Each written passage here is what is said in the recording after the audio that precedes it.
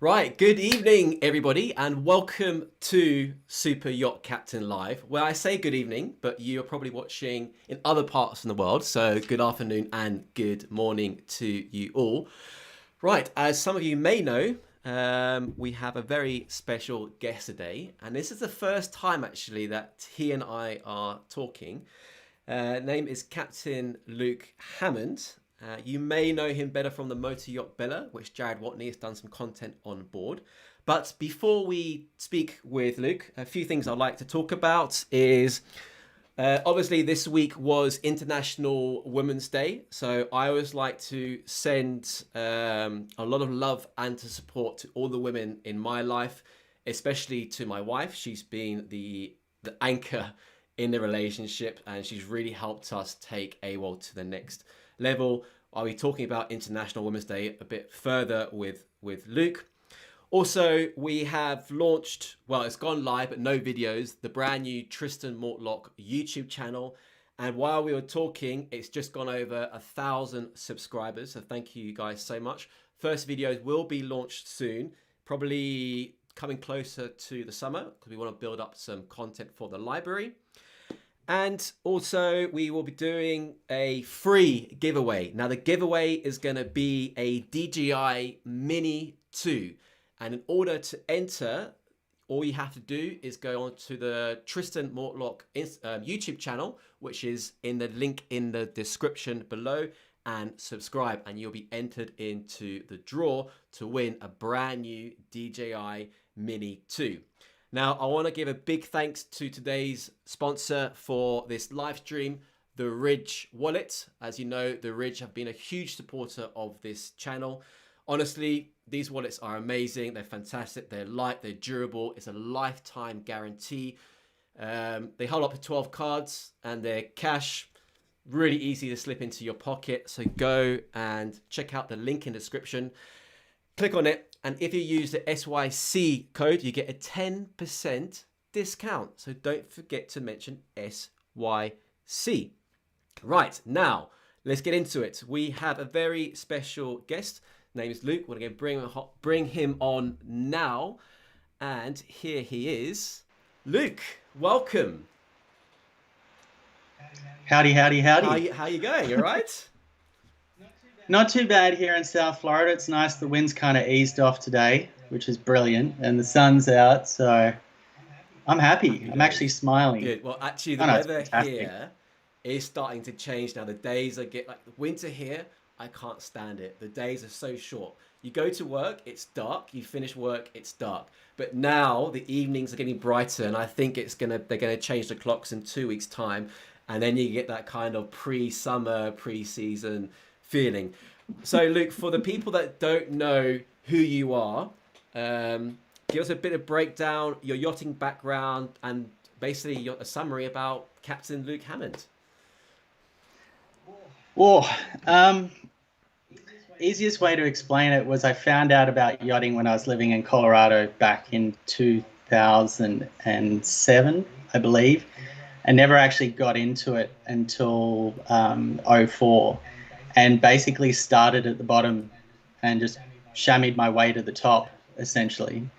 And have had my captain's license since 2012 and have been running Bella since I took the boat over in May of 2019. So I've always, from when we started out, and I'm sure it was the same for you, there was no, it was Lonely Planet guides to get around. The internet wasn't really, it was kind of a thing, but it wasn't a thing. And when it came to yachting, it was definitely who you knew and, you just had to be in the right place at the right time. So my first job came sitting in a bar playing pool. That's how my first one came about. But ever since then, I've always found that, it's a really good community. It's actually within reason. It's fairly tight knit. Everybody wants to help each other out. But when it came to resources and things like that and information, it just wasn't out there. So I've always been essentially a perpetrator of information for other people just to help them out as best I can, not expecting anything in return, just happy to, see people get ahead and benefit themselves and things like that. Fantastic. That's fantastic. And then what year did you start? What your first Your My first season was in '04. an oath. Okay, so yeah. So I think I started a season before you. So when we started, Facebook didn't exist. Facebook No, started I think there in was no first. 2007. Yeah, Yes. so that's Yeah. we're showing our age now. We didn't. I think half the people watching this, I think you didn't have Facebook when you started in yachting. No, it didn't exist back then. But that was the thing. That was MySpace at that point. Yes, I had a MySpace page. Yes, it was terrible. Yes, MySpace. So all the antics that we managed to get up to, they don't exist in social No, media. it's I think That's the way I like to look at it. yeah, yeah. But give us a bit more of. You mentioned about your first job playing pool, but give us a bit more because I'm hoping there's quite a lot of green crew watching this. So obviously, it's been now you've been doing it for almost 20 years. Obviously, the times have changed, the industry has changed. But just talk us through your green year in yachting from getting your first job, your first day on board, what was expected of you, and what you expected of the job. The I think for the first year or so, I think I was still in awe. I saw the first yacht I worked on was called Touch, and I saw that boat for the first time, and that's it's a relatively small boat. I think it's like 120 feet, and I saw that for the first time, and I was like absolutely blown away. Like it was shiny, it had stainless steel, there was bright spots, dull spots, and it was just like it. That was to me that was luxury. But starting out, you can start out in sort of a maritime environment. I had dinghy sailed and been on smaller boats and things like that. But it wasn't until you got onto the boat that it added that professionalism to it, and what your version of clean was completely different to what it was supposed to be. And it's like, yeah, I can drive a boat. You put a tender up alongside the boat. It might take you 10 times to get it up there. Now you just swing it in as though it's a walk in the park type of deal. But I think for anybody that was starting out, I also found out, and it's probably taken me a number of years to figure it out, I'm quite literal. Okay. So if you say clean in the sense of I wanted things to be perfect. Like there's got to be some OCD in there somewhere. And I just wanted things to be perfect, and I wanted the whole thing to look the way it was supposed to. Exceed the standard of what was being set with me. And my first job, I got fired after 3 months. I don't know whether it's a personality thing or whatever, but I got let go in the Dominican Republic in the middle of nowhere. But courtesy of some other friends that I knew, I got flown out and joined another boat and straight into chartering, and probably the hardest program I've worked and the most hectic. But I learned a lot, and that was like a 140 Heeson, and we worked like nothing else. But that was also like a good grounding for me. So I think going into it, the hardest thing, what I noticed, because I had two brothers in the industry as well that I brought in. One started younger, one started older. And as you get older, you're more sure of yourself. So when you have, say, like a 25-year-old, 26-year-old bosun telling you what you're supposed to be doing, you kind of sort of take it as like, why am I doing it this way? Because you already have life experience. But so a lot of people struggle if they're a little bit older when they come in, versus when you're younger, you've got that excitement and you just like, yes, yes, yes, yes, yes. Yeah. So I started when I was 26. I wish I started younger, but I think I came into it with some good life experience. Yeah. Yeah. I started very young. I started when I was 16 in yachting. But I think that the difference is between you and I is there's pros and cons to both, because that's the only industry I've ever known. I don't know. I know YouTube now, luckily, but if I was to leave yachting, I don't know I haven't got a clue what I'd do. I just wouldn't know how we work in this bubble, right? I have no idea how the real world works. No clue. It's tiny. I know. A real job, an office job, no idea. But then, okay, Well, yeah, go on. I left big venue nightclubs to come into this. Were you a bouncer or something? No, I was one of the managers of a big club in Oh, Sydney really? to like, yeah, 1,200 people. Oh, God. So my background's all Yeah. hospitality. There's millions of I've had. I can't count the number of jobs I've had because I get bored easily. Right. But yachting's been the only job that's kind of kept me interested. Maybe it's the travel and the variation and the different crew members and Yeah. things like that. Well, I find the job never gets stagnant. It's no 2 days are the same in yachting. You have great days, you have terrible days, you have amazing. You meet the thing is you meet amazing people. Not only the crew that come and go over the years from all walks of life, but I don't know about you, but we've had some amazing guests on board. Like people, I've had people on board that are literally, but that people never heard of, are changing the world for the better. You know, I can't mention names. And it was this one guy. I remember he was a scientist, and he invented this. I don't know how much I can tell this thing, and it was going to literally change. And I was like, this guy is unbelievable. This guy's on board. He was so clever. The way he was explained to me, I had no idea. I'm not intelligent. He was so smart. I'm like, this is amazing.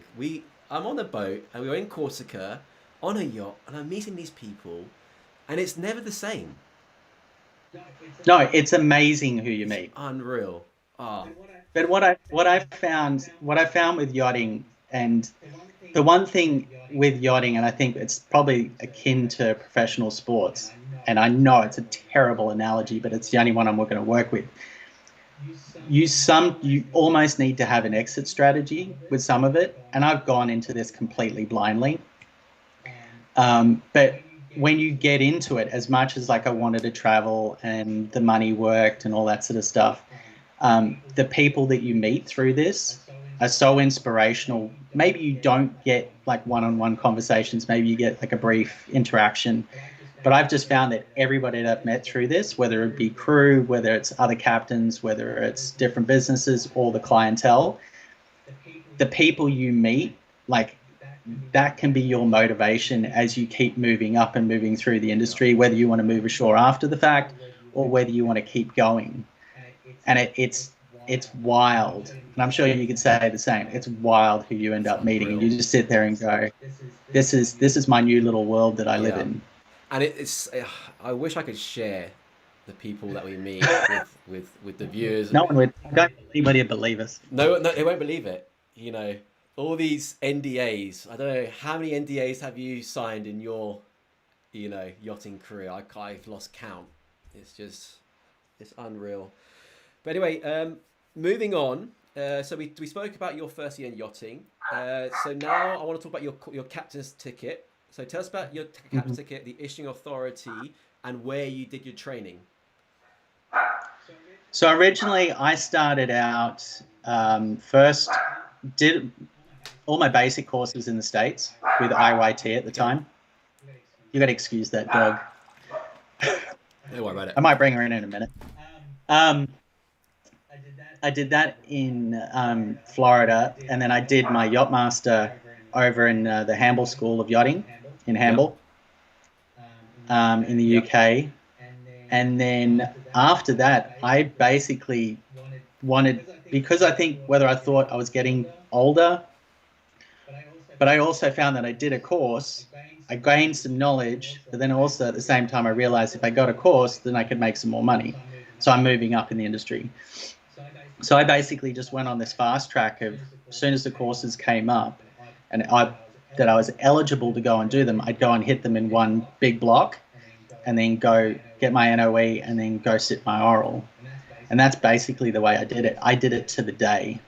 So as soon as I had the time, I was in there doing my courses. But I did the yachting route, and I did it through the MCA. Now, the questions that I've got, and I'm sure you've had the same thing when it comes to certain people, I like to think of it as though you need to be true to the country that you're from. Unfortunately, when it came to Australia, the Australian tickets weren't recognised so much by the MCA or vice versa. I can't remember what the deal was.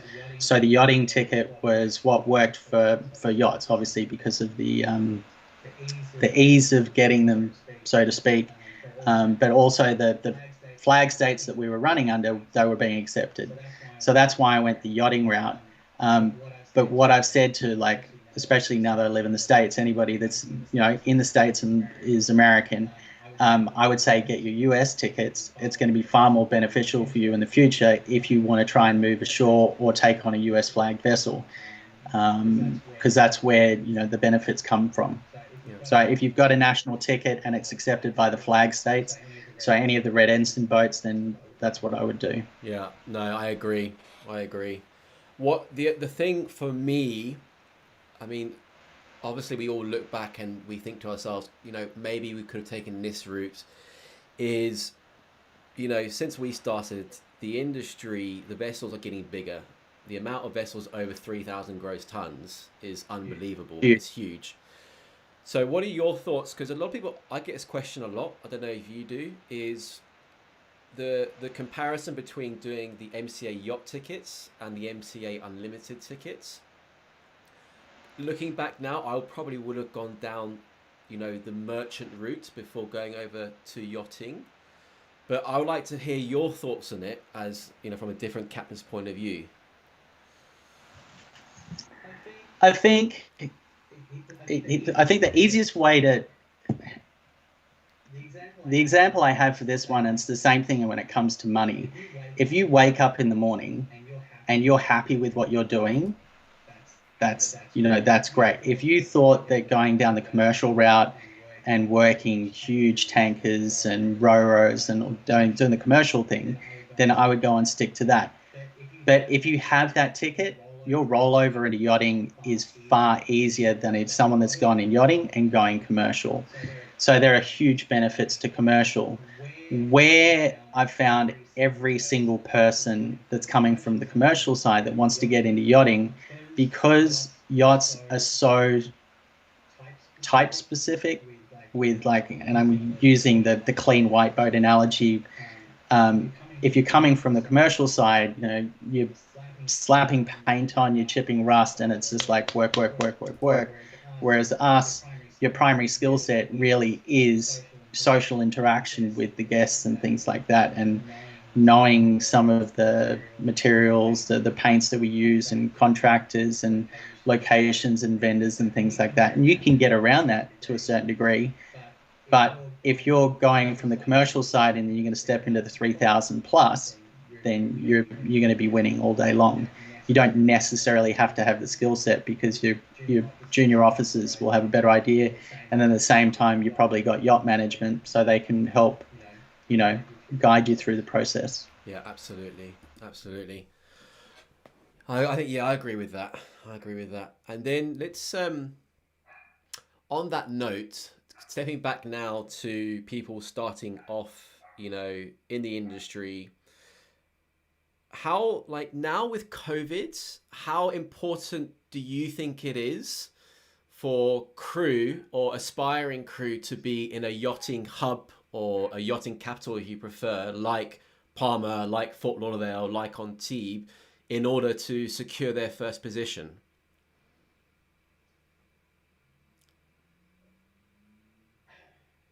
I think for anybody that's starting out, it's the only way to go. I don't know any of my friends that will hire green without any sort of social proof, some sort of recommendation from somebody else. If I'm hiring green, it's because someone was local, someone was in the area, and I got to actually interact with that person. Yeah. And that's that's most of the questions that I get. It's all based on interaction. And, that kind of segues into something else when it comes to, you're a green crew member, you've joined every single agency that you and I have told them to go and check in with. You've gone onto every Facebook group. Maybe you put your CV up. You're putting yourself out there. But even though you've done that, you don't have that association with a person or with another boat. And the only way, I think, when you're starting out to do that is to build up some sort of social network of your own. And that's where I thought the STCW courses and some of the smaller courses are great, because you're meeting like-minded people to start off with. And hopefully with your little group, you can go out there and dominate certain areas. Maybe you start getting into some day working and detailing to start off with. to get your interactions with some of the crew, or you're just going out there and sort of just meeting people and trying to be in the same space. And I know if anybody's dock walked before, it's probably the most demoralizing and painful and soul-destroying effort that you can do. I know it sucks, but it is strong character building. Well, you've got a lot of people that you need to, if you want it and you're out there every day and you're smiling, you don't have to be asking for a job. I think we've been asked so many times, I need a job, I need a job, I need a job, I need a job. You've now got this skin as like, you want something from me, what are you going to give me in return, type of thing. Like it's bad to say it, that sometimes it's like, I don't even want to deal with it because it's been asked so many times. But if you're offering something up and it's like, maybe it's a question, maybe you segue into something a little bit differently. It's like, hey, sorry to bother you, but do you know where the chandler is? Or do you know, have you seen such and such boat around?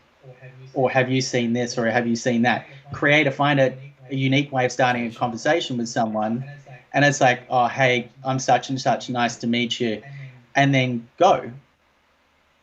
And then a couple of days later, maybe you get that same interaction. But the more people you meet, and they go, oh, that was a really nice guy. And then they might turn around and go, oh, are you looking for work or something like that? Because you look like you're dock walking or whatever. Exactly. But it's interesting you say that, because people don't know this. Green crew don't know that we get put the pandemic aside, that we get on a daily basis and on 20, 30 people coming to the back of the boat. They're probably standing there at the same time. Yeah.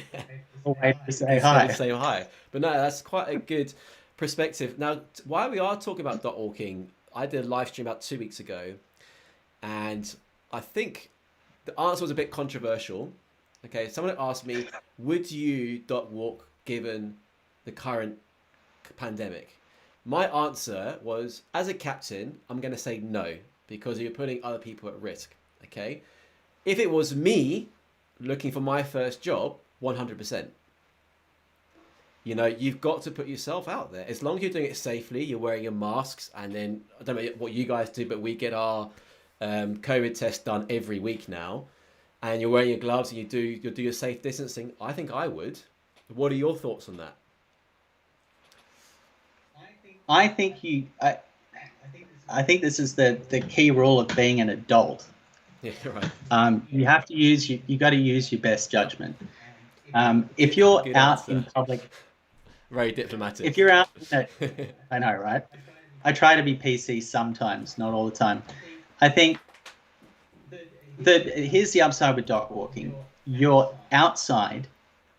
There's very little chance that you're really going to bump into people. You're going to be rubbing shoulders with people when you're walking along the dock. And if you're socially distancing, I use that term loosely, and you washing hands and doing whatever, why not? What's to stop you from? Nothing's really changed. All you're doing is just don't go up and hug them and try and French kiss them on the on your first date. It's like, go up, just walk up and say hi or something. You don't even have to hand them anything. Yeah. Maybe you hand them a business card and you can sit there with a clean wipe and wipe it over and just like, here's my gesture of goodwill, here's my card type of deal. But I would 100%. You just got to, if you, I think the best thing that you would do is like go to an area, figure out where the yachts are, look at what everybody else is doing, and do the complete opposite. Yep. If the mass is doing one thing, be different. Walk down. I had one guy turn. Have you heard the purple dinosaur, Barney the dinosaur type thing?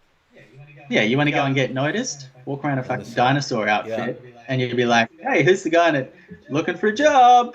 Or the guy. Do you remember the guy? I think it was on a paddleboard in tighty whities, and he written on a like a permanent marker all over his body, "I'm looking for a job. This is my email address." And he was paddling around Port-Leon-T. This must have happened like 4 or 5 years ago. It was brilliant, and I think the guy got the job the next day. Oh, it is brilliant. We were out on anchor, and he thought the docks were saturated. He rented a little runabout. He and a couple of other guys got their CVs, and they went out to every boat that was on anchor. Genius. Brilliant. Another guy I spoke to in Palma, he went and got chamois printed with his email and phone number on it, and they handed it out to a couple of boats. That's an expensive one. I probably wouldn't have done that, but I think that's brilliant. Because the old chamois at these ship shiners aren't cheap, are they? That's an investment. That's definitely an investment. You got to be very confident about that one. I was way too thrifty. I didn't have any money when I started out. Yeah. So I was just like, I would have done anything to a degree. I know. I remember my first job. I was earning like 600 euros a month, and I was earning so little money that I had to stay in the company's apartment. They had apartments for some of their employees. And at the end of the month, I was eating. I remember it. I went to the supermarket, and I could only afford the supermarket branded pasta, right, and the supermarket branded ketchup, which was like 15 cents at the time. You know, we're talking almost 20 years ago now. And that's how it was. Starting off, you wanted to get your job. You know, as a 16 years old, nobody's going to pay you a lot of money. That's what you got to do. You know, you got to put yourself out there and, you know, take it on the chin. You do what you got to do. But you also find out when you're grinding it out. And that's what I've always had a really good work ethic, no issue with working. But having those little struggles have always been quite entertaining, and they do make for amazing stories, because you realize, like, some of those home brand ones that, like, you know, what was it? I think when I was in London, some of the tins there was more sauce than there were beans and stuff like that. You're like, I'm not buying that one again. Yeah, you learn your lesson. 2p more, I get more beans. I was wondering, okay, now moving on, I want to talk about crew approaching you through your social media. Okay, crew looking for work. I get it probably a dozen a day, you know, kind of leading up to the season. And I don't know what your thoughts are on it, but I have quite a strong opinion about it, because the approach that they have, right, is unbelievable. I get messages saying, hey mate, how's it going? Love what you're doing. Looking for a job. I can send you my CV. Right? That sounds about right. What? How? So for me now, I refuse to answer those. I refuse to answer those messages, because it's just a lack of professionalism on all scales. What's your thoughts on it, and how do you react to it? What's your response? I think if I was in that situation, I would probably do the same thing to a certain degree, because you got to think of it, like you said, from the dock walking perspective. If you're sitting there, you don't know anybody, who are you going to go and ask? You're going to go and ask the guy that you feel, you know, you can relate to. So a lot of people relate to you.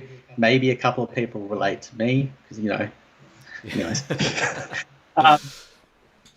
So you'll get that, and that's their first interaction with yachting. And like you're saying, it's not necessarily the most professional way, but eventually people, they do it a couple of times and they realize it's not going to work, or they don't get a response or something like that.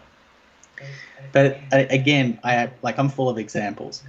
I posted for a couple of jobs, it would have been like a year ago, a couple of years ago, and I had, for one position, I had 89 responses.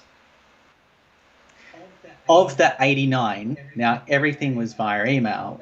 Of the 89, I would say 92%, 90% of that were all one line or really poor openers. That was like, here's my CV, thanks. Or just please see attached. Please see attached. And that's it. That's I it. get those all the time. Now, but people don't, but that's, I think, it's like this being a great teaching moment. What you don't know is that we get bombarded with people, interactions and this stuff all the time. And when it comes to you wanting a job, that's great, but there's a lot of people who want that same job. So you need to rise up and stand out in some way, shape or form.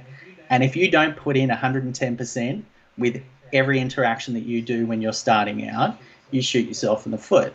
And it's the same thing with day workers. You'll get these kids that'll come onto the boat and they'll start out, and maybe they're enthusiastic, maybe they've got a mouth on them, maybe who knows what they end up doing. But then you see so many of them that are just like tired, they're just pushing because they've been out on the source the night before, they're pushing a chamois mop around, or they're just really slow and they're not putting any effort into it. They're not, what they don't realize is that we're watching, and there is no chance ever that we would recommend them to friends. And we get asked, I don't know how many times a day you get asked through friends of like, who's looking for work? I need a deckhand. I've got friends need chief stews. I've got friends that want to crew up whole boats for the season. I get asked all the time. But I want to recommend people. But if I see lazy and slow and or rude and things like that, I'm like, this is ridiculous. And I had like my best example a few years ago was some day worker that came up, and I gave him 2 buckets, and I said, it was filled with like washdown gear. I said, I need you to take this to the bow. Deadpan, staring straight at me. 2 buckets in his hand. He's like, and the bow is? Wow. And I was like, brilliant. This is, an amazing technique. You obviously want to work in yachting. But that, that goes into it. Like, if you can't be there, learn about the boats, learn the different builders, the way that, the department that you want to get into, learn your coal regs, learn tasting notes for wines, different regions, who knows, napkin folds, be the best, I don't know, the little toilet paper fold. Yep. Maybe you can do like a crane or something in that. Who knows? Just come up with some random stuff and wow a chief stewardess, or have a great 7-day menu for a chef, or take a chamois and fold it into a unique way, or I don't know, who knows? Come up with just wow us. Yeah. Be different, but just jump into it. So my test is, because the truth is, when these green crew do go to do their basic safety training, whether it be, blue water, where it might be, they do get, the instructors do explain what it's all about. There's an element of explanation there, what to expect, what the safety training is about.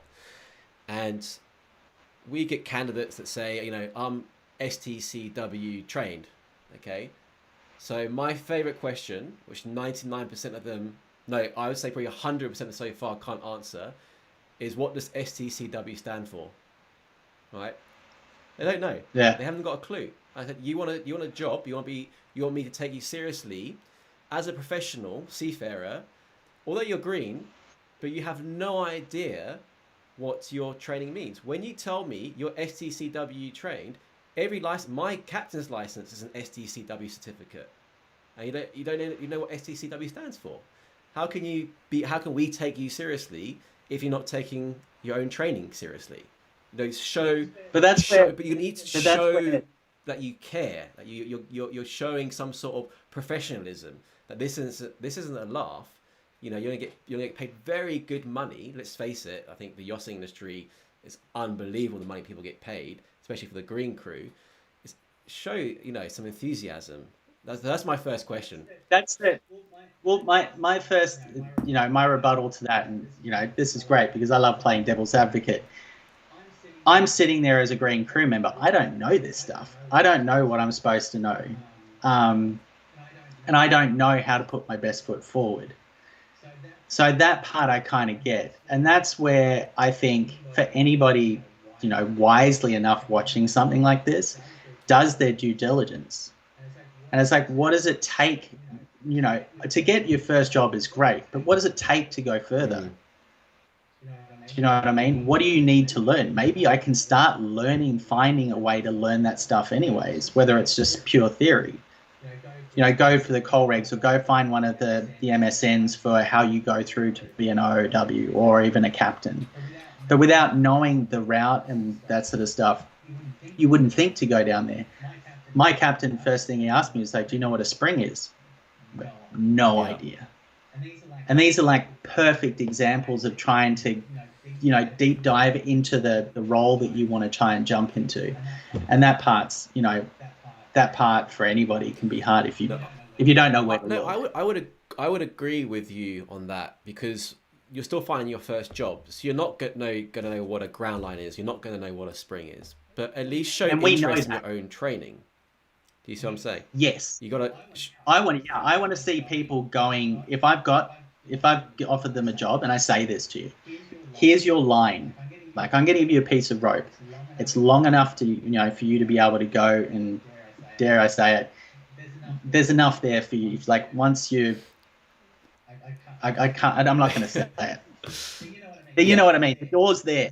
You're working your way towards the door, or you're coming in. So show an effort that you're learning your coal regs. Show an effort that you're learning about painting or varnish, or the theory of how you drive a boat, or anchoring, and different maintenance techniques. Show that you actually want to be there versus clocking off at 5 o'clock and heading straight out with your mates to go and have a couple of pints. Yeah.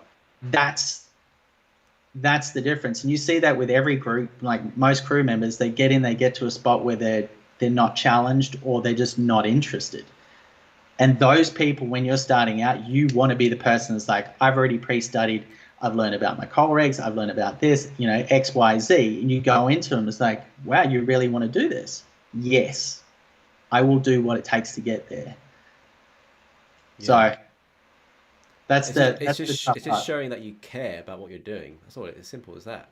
And if you do that, and it's the same thing that they say, especially within South Florida or any business, if you're in that top 5% that puts that little bit of extra effort in, maybe it's one extra line, maybe it's like a smiley emoji, or it's like, hey, super excited, thank you so much for considering me, or I've done this X, Y, Z, or however you end up wanting to do it.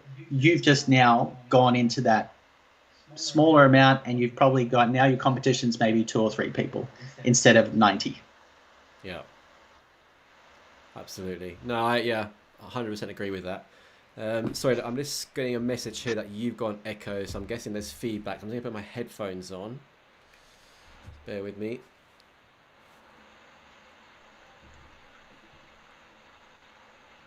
Okay, Luke, can you talk? 1, 2, 3, 4. No, it's not connecting to the... Why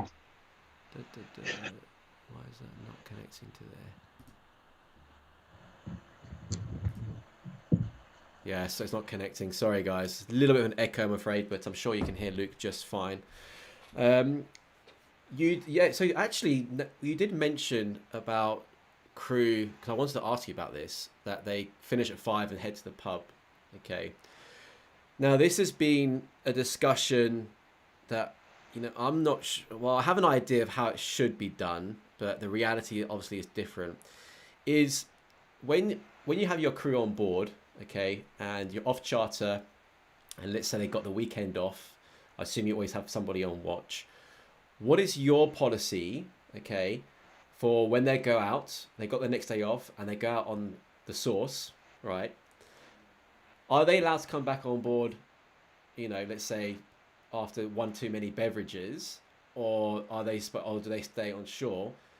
Because we all know what happened at one time in Antibes. Well, it's happened multiple times actually, but unfortunately that young man did lose his life trying to get back on board. What's your view on this? And what's your policy?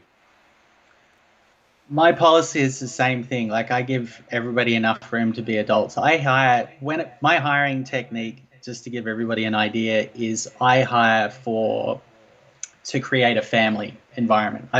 So primarily Bella and any boat that I've been running has been charter. And for me, the basis of the crew is one big happy family. Like, everybody has the opportunity to get angry and be upset and things like that. But I don't tolerate extended negativity. I don't tolerate any violence. I don't tolerate, people being rude. Everybody. It's an adult environment. So when it comes to what people do in their off time, it's completely up to them. However, if you look at it as being like a social bank account, the more that you put into the bank account with me, the better off you are. And everybody's going to have a slip up. Maybe they have one too many and they fall asleep somewhere which does happen, or maybe you go out and you cause a ruckus and you create some sort of bad name for yourself, or maybe you get arrested or do whatever. Everything's going to be instance by instance. But anything that tarnishes the boat's name, like if you're out there and you're caught doing drugs in public and I find out about it, gone. Because it's a bad name for the boat. Yeah. I don't need, nobody needs that sort of, that bad press, especially when you're already out there and you're chartering and things like that, because it's easy to find out. But also at the same time, I don't tolerate people that go out and get excessively drunk and need babysitting or are aggressive or start fights and things like that. That can be for somebody else. And what people don't understand is that as soon as you step off the boat, realistically, there's going to be somebody there that knows you. They might not know you directly. Maybe they saw you through a post, or maybe they saw you on Facebook and things like that. But we are now in a world where it's 6 degrees of separation, and I'm pretty, and you'd probably be the same. I can go online with generally most new people, anybody in yachting, and I'll know somebody that knows them in some way, shape, or form.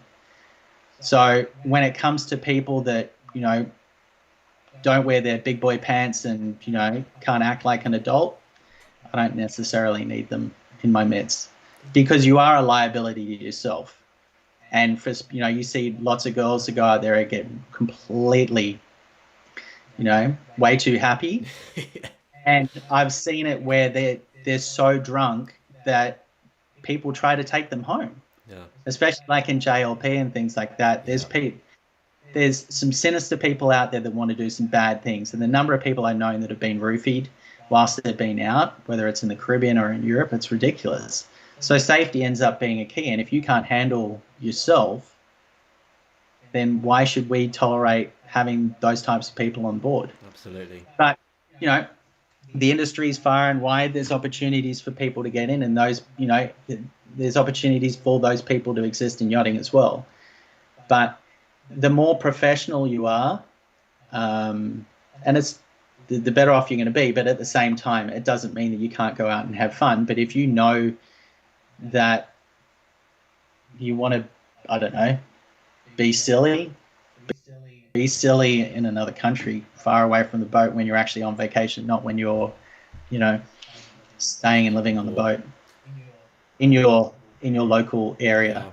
Yeah. I have to say it's quite a big fear of mine, is that when I'm not on board and we have crew, and we've all kind of done it, so I don't be too hypocritical, is if anything happens to them coming back on board, if they fall off a passerelle, bang their heads, end up in the water in the port, and then something happens to them, is your liability as the captain. Because ultimately there is some sort of liability there. But you can't keep people imprisoned. You got to let them have their kind of freedom.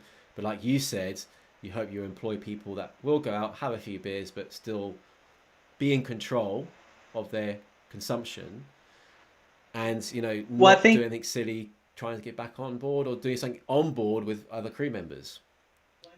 Well, I think what people don't realize, and it's, when a boat's tied to the dock, it's quite easy to assume that it's akin to working like in any land-based job. But what a lot of people don't realize is that because all these vessels are flagged, we have different rules that apply to us.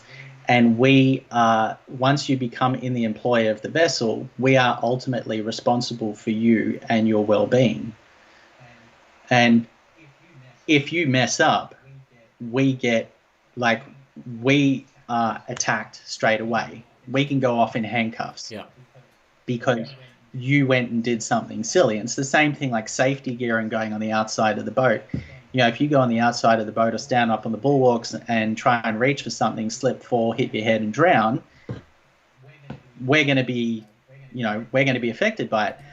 And one of the ones that happened, I think was it the one in Monaco or something like that, but one of the captains I know of now has PTSD from the whole incident.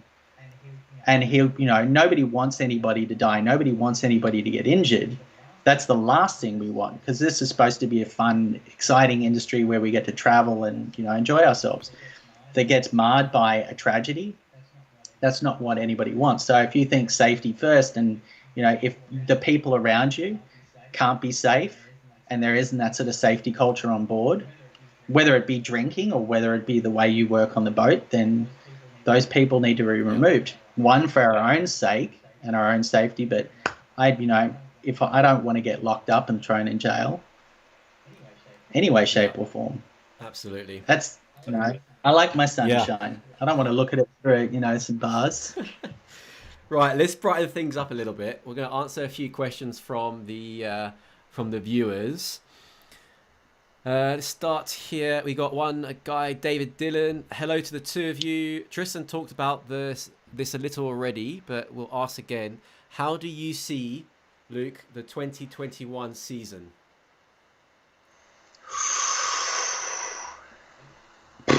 All right, I can tell you the rumour mill has any of the boats that charter both sides of the pond, so that do Med Caribbean. A large number of us aren't going to the Med.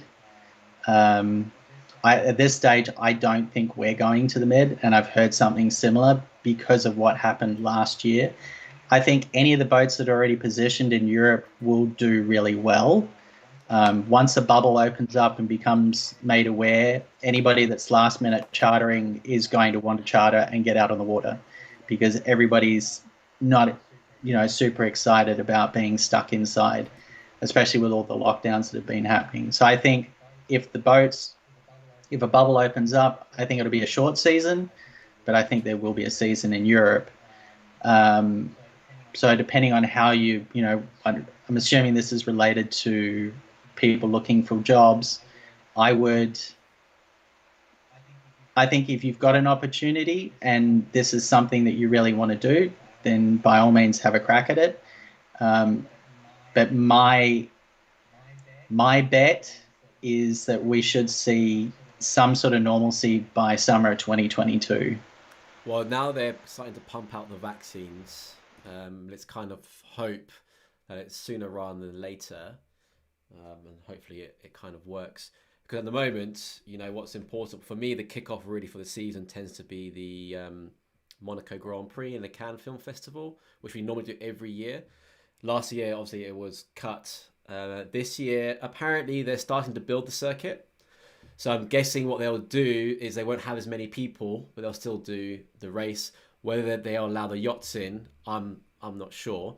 And unfortunately, for us as well, by March, normally we have a minimum, I'd say 6 weeks already booked of charter.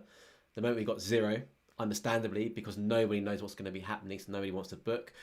But I think what will happen is, I've spoken to our central agency, which is IYC in Monaco, is they reckon what will happen is, assuming things open up over summer, we're going to get lots of last minute bookings. Everybody's going to be like, it's going to be carnage. People get wind of a bubble that's open, and then you can move around and you can have it there. 100% people are coming. Absolutely. I fly back down now, and I have in a couple of weeks I'm flying down, and I've got 3 weeks worth of charter that I'm supposed to do. So my season's starting to warm up already, but I'm not looking at summer yet because I just don't know exactly what we're doing. Yeah, no, it's the same for us.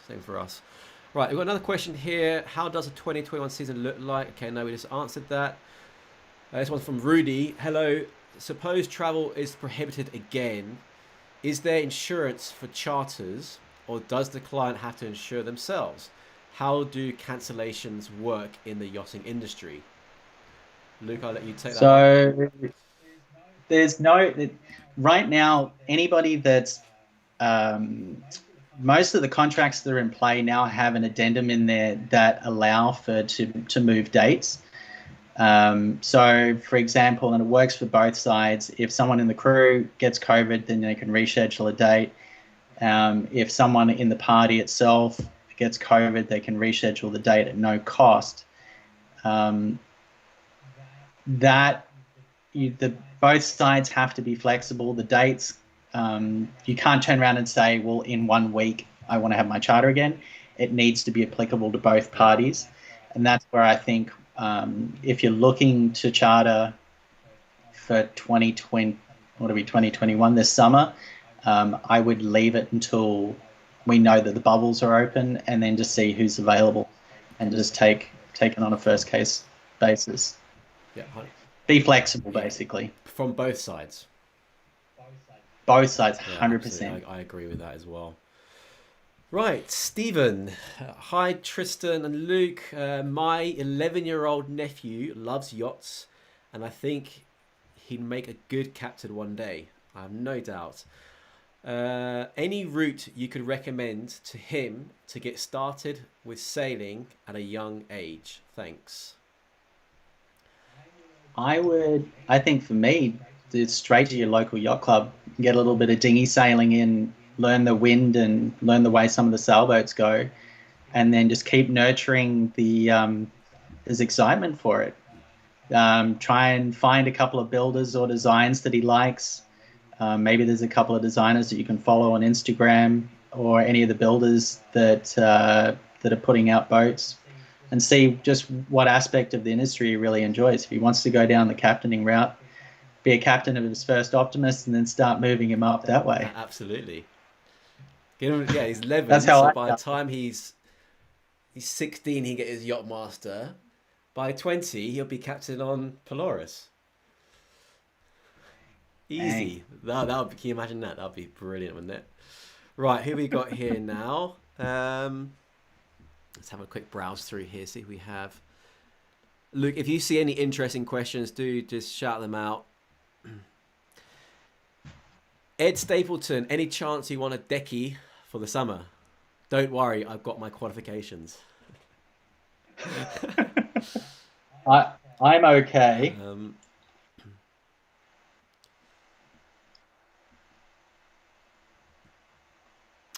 Okay, we got Holistic Therapist. Hey, from Ireland. How you guys doing? All good, thanks. We have a significant maximum sleep boat. Oh, we are. Cool. Wait, Tristan, have you ever sailed through the Current Canal? Martin Anderson. Hey, Tristan, have you ever sailed through the Corinth Canal? That's one thing I haven't done, actually, is the Corinth Canal. Really? Never done it. You've never done Corinth? Never done it. Hey, come on! You need to have word with my boss. Greece. He's a creature of habit. Hey, it has an upside. Yeah, well, yeah, it does. Because you know what to expect. Or any of the Spanish or Portuguese islands in the Atlantic. So Portugal, I've done a few times. I think one cool trip I did years ago, like my first season, we actually went up the Rio in Spain, the Rio Guadalquivir, which is on the Atlantic side of Gibraltar. And we went all the way up to Sevilla during what they called the feria in Sevilla. Now, the feria is like it's like the women dress up in these beautiful flamenco dresses, and these men get all dressed up in these like almost cowboy style suits. And there's thousands of horses and carriages, and they set up these big like restaurants and bars, and there's music and flamenco, and there's thousands of horses, and it was an unbelievable experience. And I remember it was my first year, my second year? I think it was my first year.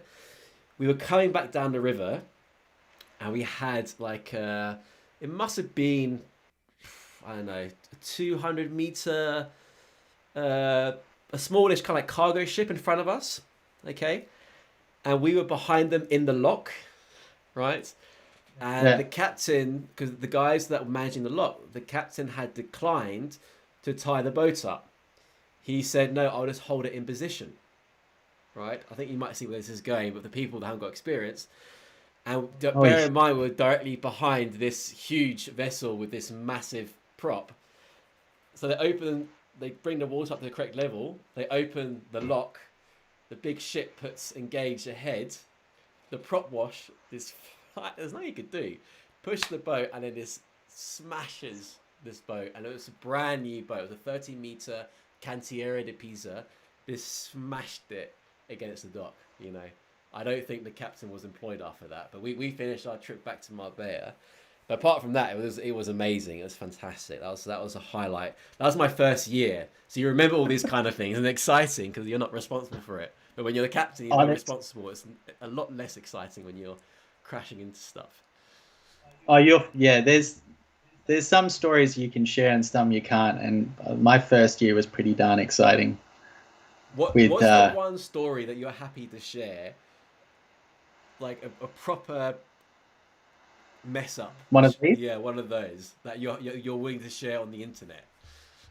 Okay. So this was on one of the boats that I ran like a number of years. Well, not a number of years. It is a number of years ago now. But we caught fire, and we had a really unique arrangement in that our power system,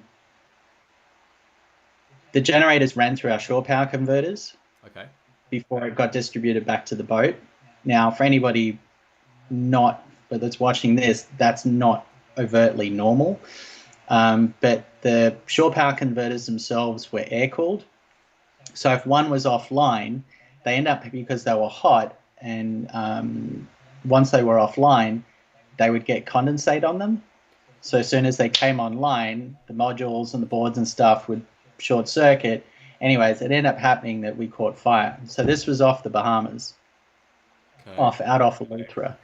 Oh, and as soon as it happened, everything happened really quickly. Luckily, it was daytime and the weather was okay. And the boat just went hard to starboard. It was because I still had main engines, but I lost absolutely everything else. Went hard to starboard, and then there was a container ship that was coming down. It was still a few miles off, but I basically veered into its path until I managed to, change it with the engine, change our direction, start heading back up where we needed to go. But at that same time, we had a fire. Jesus. So the guys rallied, and if anybody, this is where it comes down to the safety thing and training and bits and pieces. You don't realize how much the shit hits the fan or how you're going to react until you've been put in an emergency situation, because everything gets really, really, really real. Like, I'm getting goosebumps just even talking about it, because you see how people react.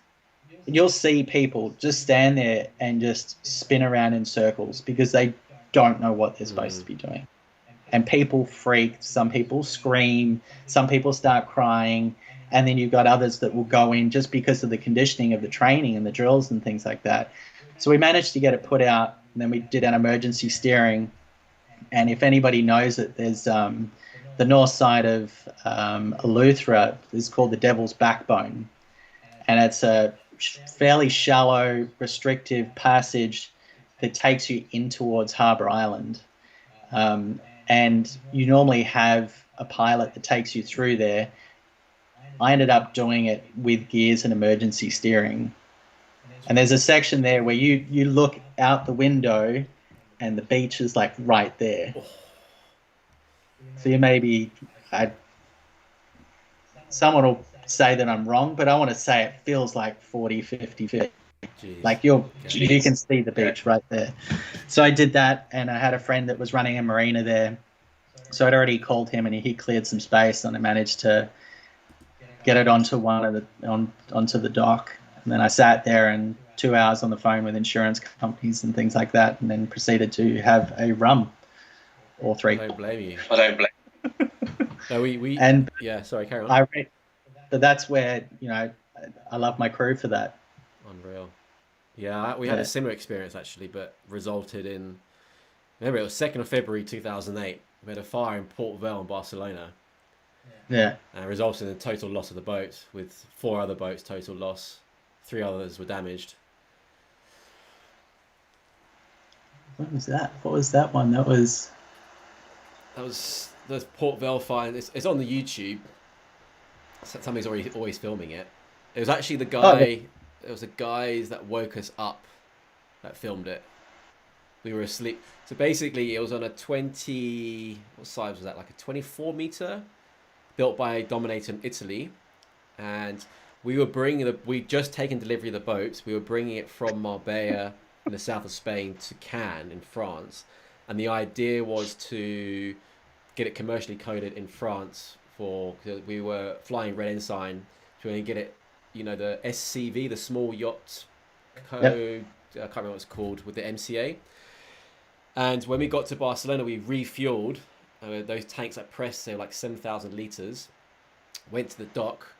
About 4 in the morning, 5 in the morning, we got woken up by the neighbours and 2-3 boats down, screaming, shouting, banging the boat.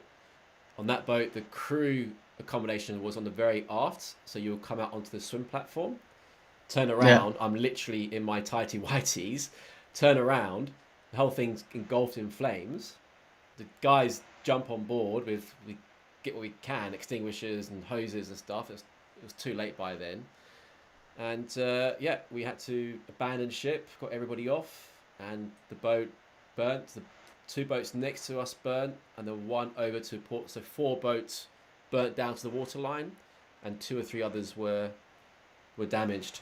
And the thing is quite interesting. So the thing is, when we took that boat, there was only a smoke alarm in the engine room, because that's the only requirement for a private boat. The insurance didn't require anything else, right? So we were on our way to France to get it coded, and part of the process when we got the list from a guy from our surveyor, I remember his name, a guy called Keith Willis. He wants us to install all these smoke detectors, which was planned to do. But the interesting thing was that following September, the owner of the boat and I went to the Cannes Yacht Show to go and see the new version of our boat that burnt down. We went on board. Guess what? They hadn't changed anything. Nothing. No detectors anywhere, only in the engine room, which is unbelievable. So that was my scary story. And then I literally walked to the dock with my underwear, passport gone, everything gone, no clothes, no phone, nothing. So, and it was February 2nd, so it was cold. I remember it was cold. I was like, why can't it be a warm day?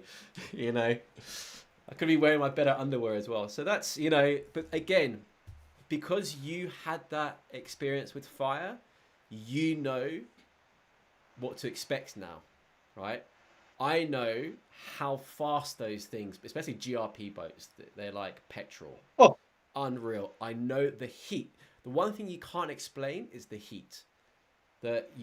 It's so unbearable that you when you see it on the video, you can't possibly imagine the amount of heat that comes off it and the speed at which they burn.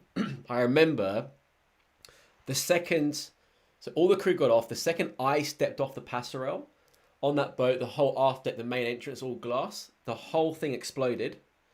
Big ball of black smoke. Literally, the second I stepped off, came out. Fireball came out, lapped over onto the flybridge. What's on the flybridge? The jet ski full of petrol. I'm like, right, guys, just get out of here. Get everybody out. And then the fire services came. I think 18 firefighting teams came. They couldn't put the fires out. The only way the fires were put out was from sinking the boats. So, yeah, that was that. But since then, my whole approach towards safety changed. Has elevated. It's been elevated, and I have some more stories to tell you, but probably better not to do it on the internet, But anyway, let's crack on. Let's crack on with it. Okay, next question. This is a nice question. But what's the best thing about being a captain? People like you. How's that? There's a soundbite for you. No, the best thing about being a captain, I don't know. I think being a captain's akin to running your own business. And I've always loved that type of thing, because you have people that are working for you, and they've got their own departments, and basically, you just make sure everything works well. And if it's all sort of working the way it's supposed to be working, then you're doing the right job. I don't know. I think there's an element of freedom. There's fun to it. You get to interact with people. You get to meet lots of different, clients and things like that. So there's you've already got an understanding there. I don't know. I like the travel.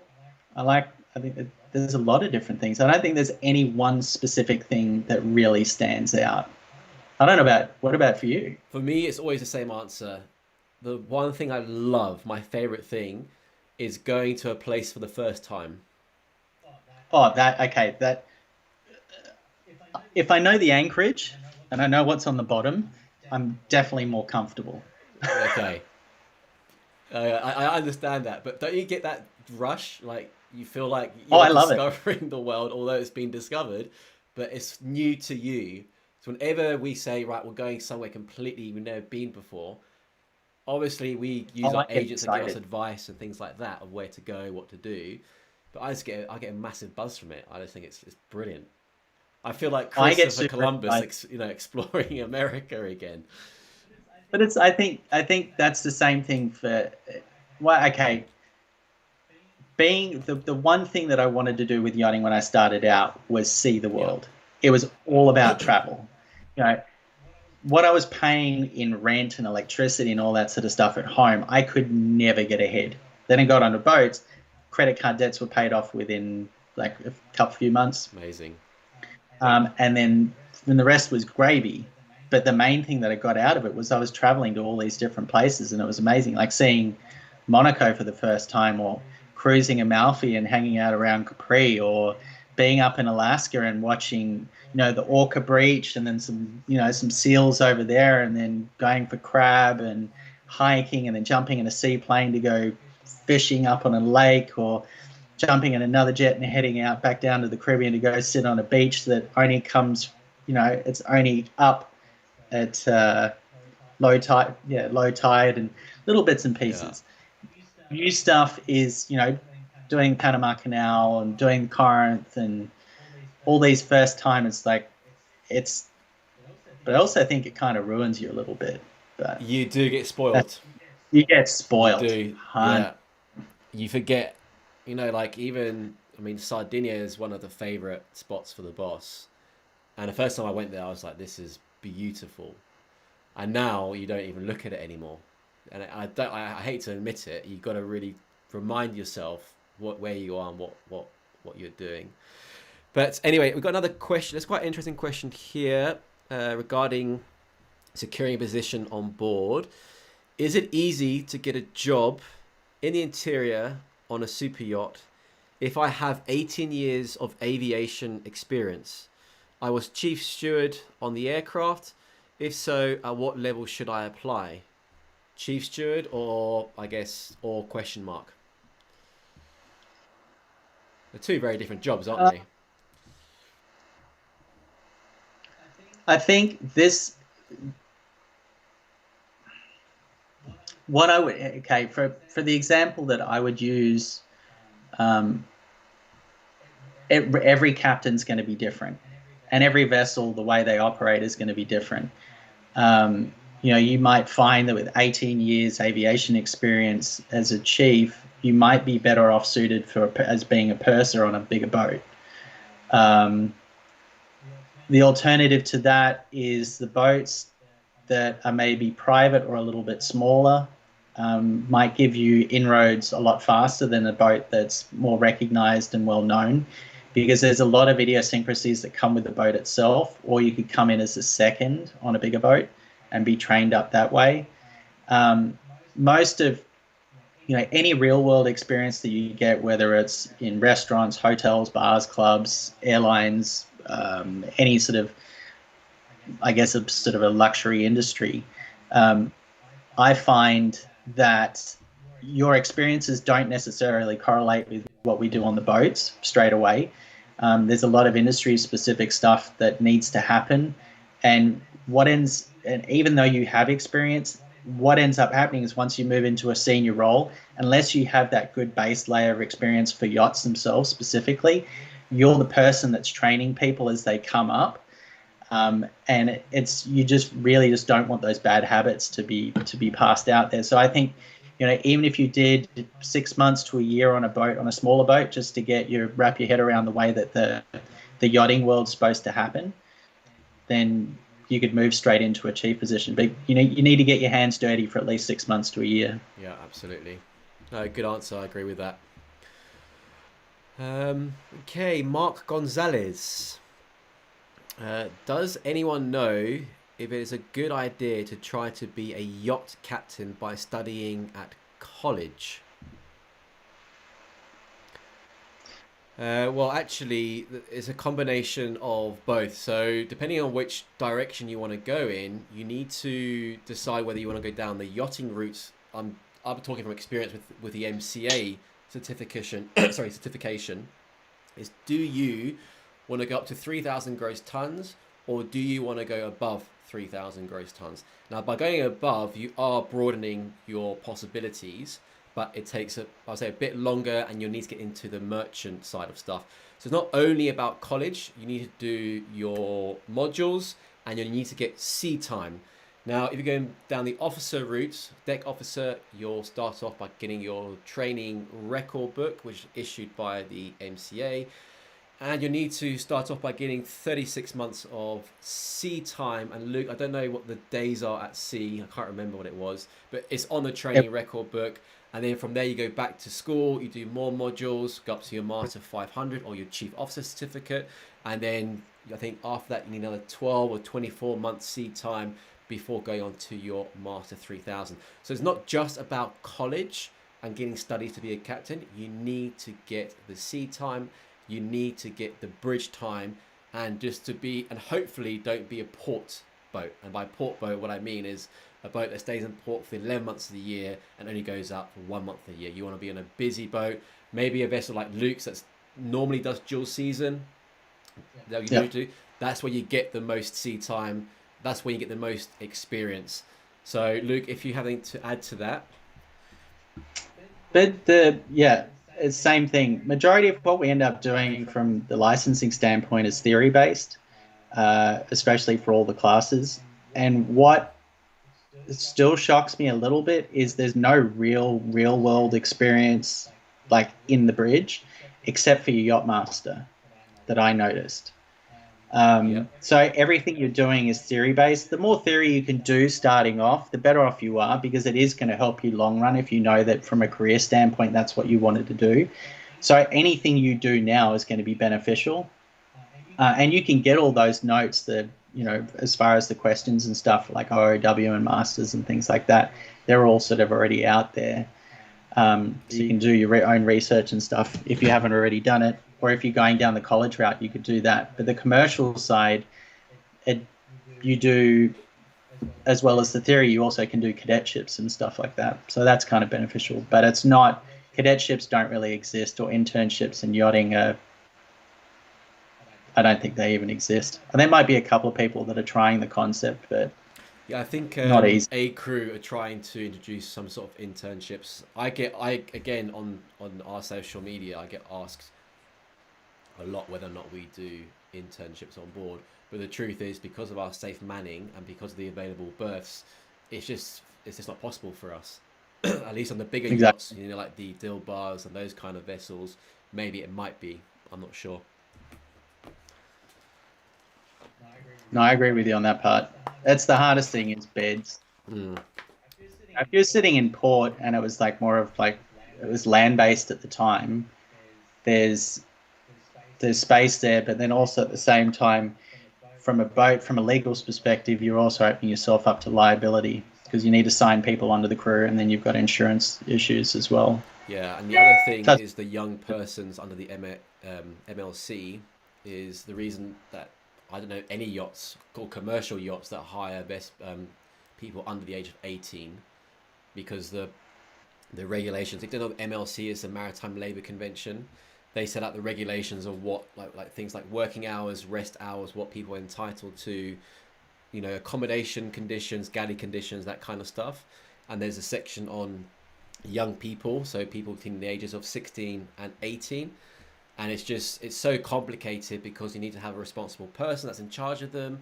There's a number of tasks they're not allowed to do. They can only work a set number of hours. So for yachts, it's just not worth their while. They can't afford not to have a crew member working the same hours as a adult. Right. So wait till 18. Sorry. Wait till you're Wait till 18, 18.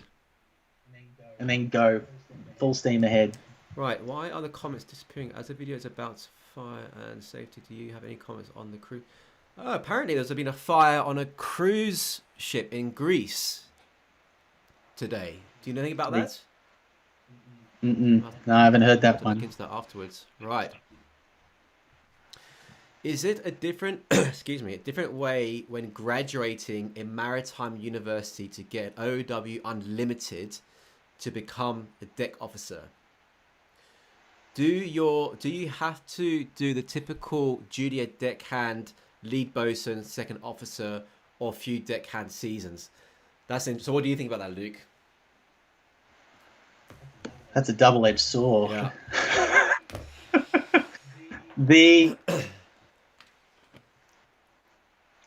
Okay, so if you're going for an OOW, Unlimited. most of the boats that are going to be OOW anyways are probably going to be 50, maybe 55, 50 plus. You'd probably roll straight into a second or into an OOW role. That's the realistic side of it. Having the experience is good, but you'd probably come in as a second, only for the reason that you don't have. Same thing again. You want to get your hands dirty. If you're going to be telling people what they're supposed to be doing on a yacht, you need to have already known it. And if you haven't done it, it's hard for people to sit there and take advice from someone that hasn't been there before. Yes, you've got the commercial, you've got the paper license and stuff like that, but it's not really in the eyes of everybody underneath you. I don't see it.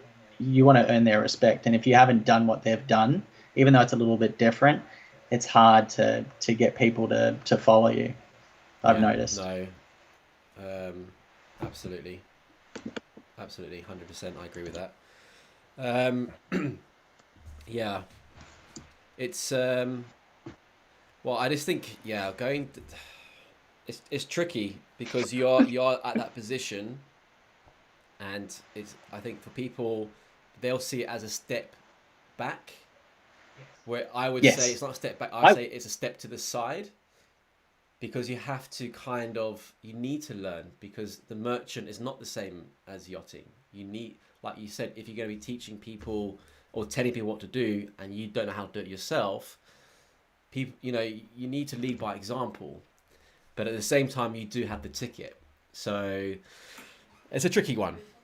There's an age thing in there as well. Like, I've seen some commercial guys come over, and they get it in their head that, yes, I've got a license, therefore you should respect me. And it doesn't. I've never seen that work.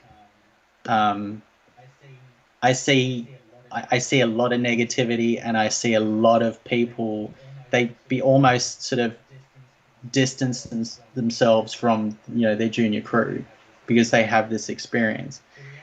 The reality is, when it comes top down, everybody's replaceable, and it doesn't matter where you are, regardless of your license. Everybody needs to chip in, and everybody needs to be part of it.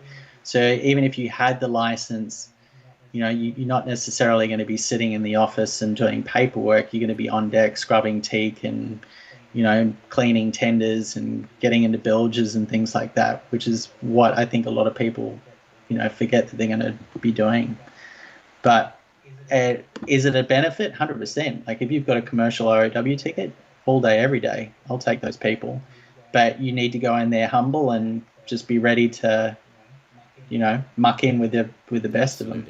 Yeah, 100%. Okay, let's I think a few more questions. I'll start rounding things up. Tristan, is there a special age you have to be to work on a yacht? So as we explained, ideally you need to be over the age of 18. It's going to be very rare that you'll find even 18 might be a bit young, but I started at 16, so it is possible.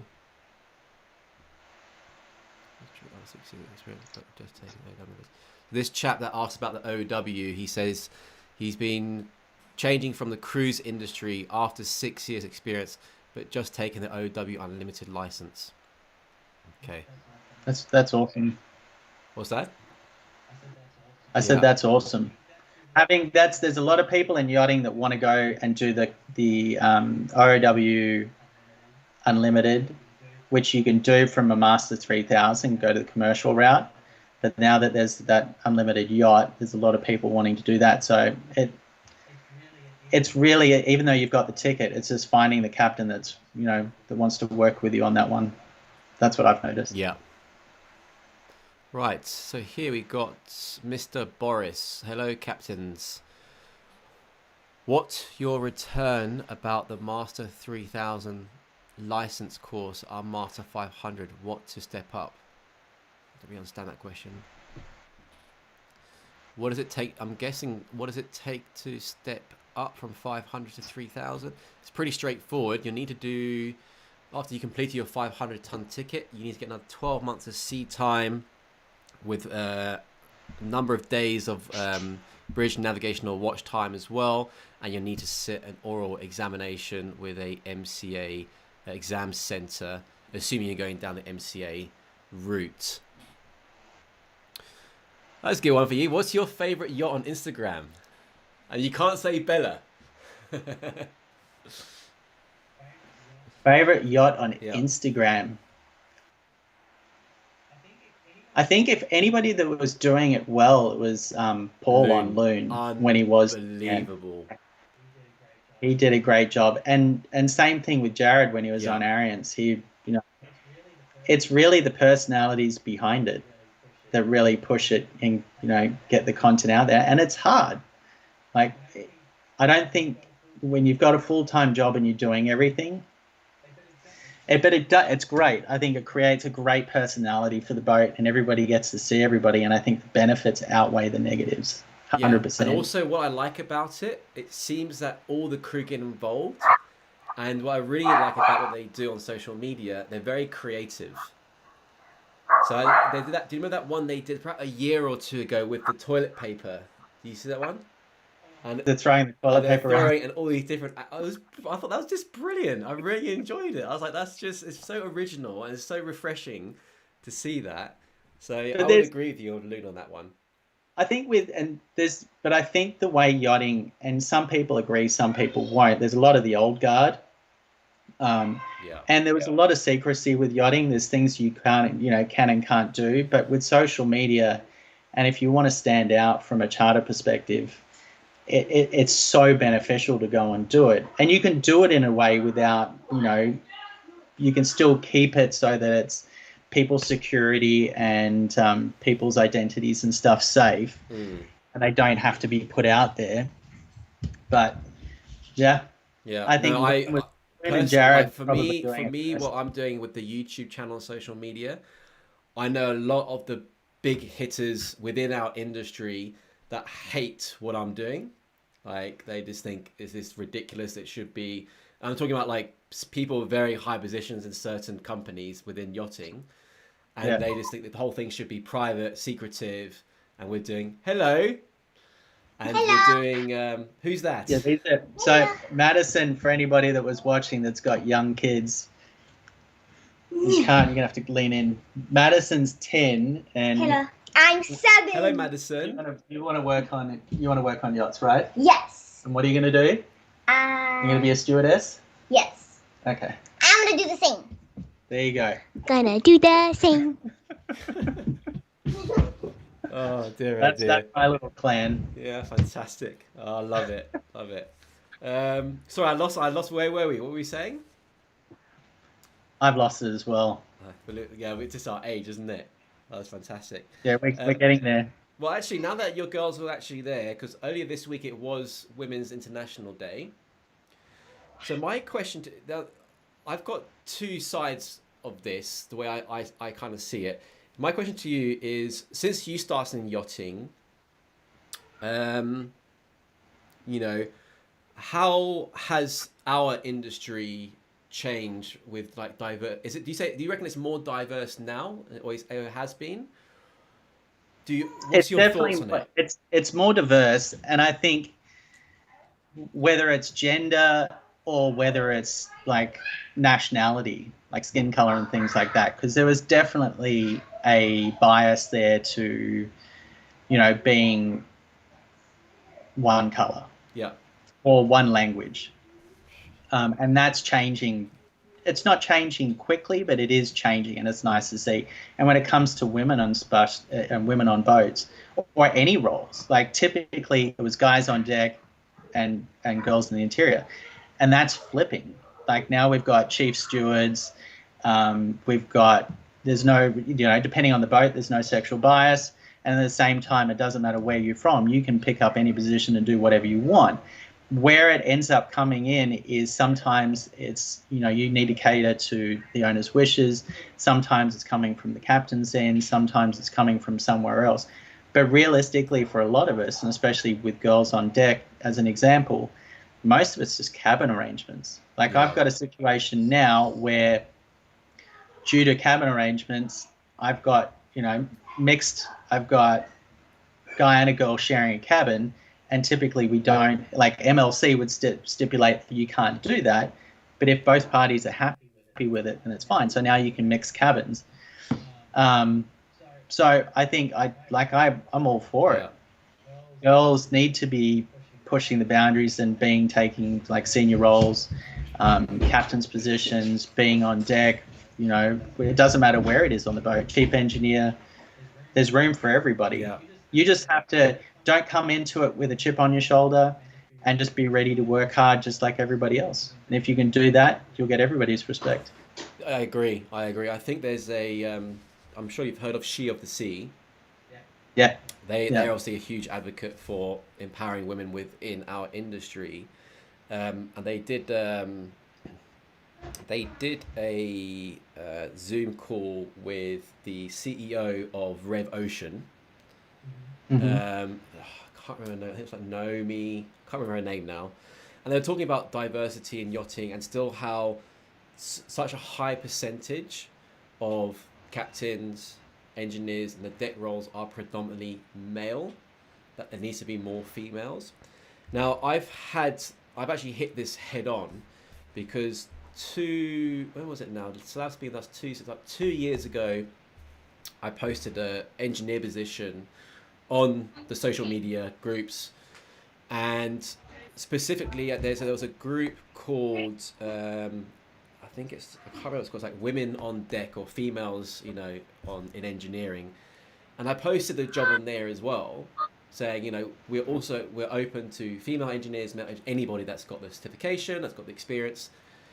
And the problem is I did not get a single application from a female engineer.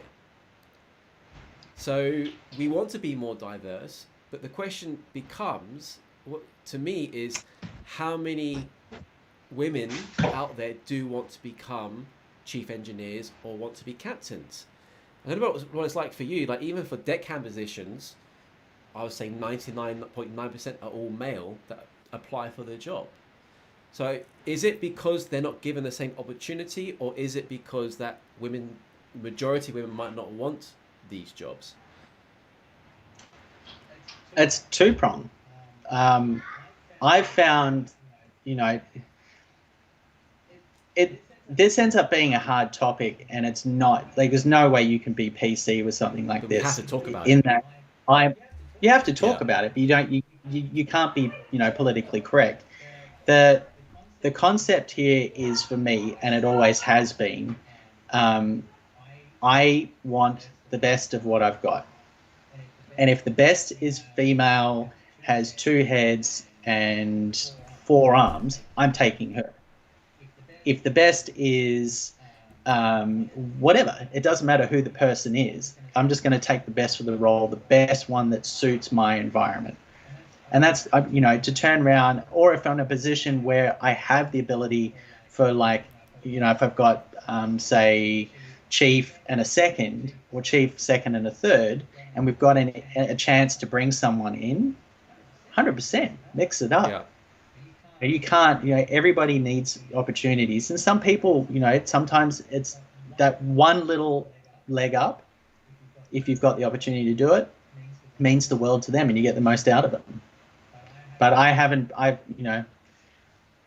each boat's different. certain scenarios work better for others. That's a can of worms right there. We could go on for a while. Kind of careful. Right. It's now 8:30 our time, so we've been going for an hour and a half. Before we do the outro, Luke, is there anything you like? Anything you want to ask me? Hope not. Anything you like to say to the viewers? I think the main one is like the main question that we should hit in the questions and stuff like that, and basically slam Tristan's YouTube is, do we need to do some more collaborations? That's the main thing. Question. That's the question. I tell all the guys that are doing social media, Jared will back me up on this. I say to them all the time, collaborations. Everybody always says yes, but it never happens. And I find it's mostly me that's doing. I'm actually doing another collaboration with another YouTuber next week. I won't mention any names on this live stream, but I'll tell you afterwards. Quite interesting one. And I don't know with David Seal on Yachts for Sale and Nick as well. But yeah, it's tricky. But yeah, let's do it again. And then maybe we can actually do an Instagram live on your Instagram. And for those of you that aren't following Luke on Instagram, I put a link in the description. It's at Lord Luke Hammond. Lord Luke Hammond, that's correct. Where does the Lord come from? Is it self-declared? No. There's a story there. You but buy a little piece of land somewhere and you got entitled to... I've had this Lord title since 04, 05 or something like that. Well, we'll talk about it on your live stream. There we go. And I've got, like, I have my YouTube thing as well. Same Lord Luke Hammond on YouTube. So I've got maybe 8 videos in there. And as Tristan will attest, it is not the easiest thing to go and produce these movies and have a full-time job at the same time. So if there's anybody that's watching this that wants to follow my little story, feel free, pop on over to YouTube to Lord Luke Hammond. And I'd love to see you there, love to chat with everybody. But Tristan, we have to do this one again. We have to. Something a little bit different. We'll put a spin on it. Yeah, we'll have a drinking game. Oh, you'll be under the table before me. Before you go, just tell the viewers quickly about Crew Library, what it's all about, and how it can help potential crew looking to get into the industry. So between Tristan, myself, Jared, the yacht chef, the yacht stew, we all got together because obviously everybody has a lot of questions. And same thing growing up without this sort of information being out there, it was difficult to find one source and one hub for everything. So there's links with Tristan and both on my pages as well. Crew Library is basically a hub for all the information that you need when you're starting out in the industry. If you go and log into the Crew Library as well, when you get into our premium section, I actually have a book, Super Yacht Secrets.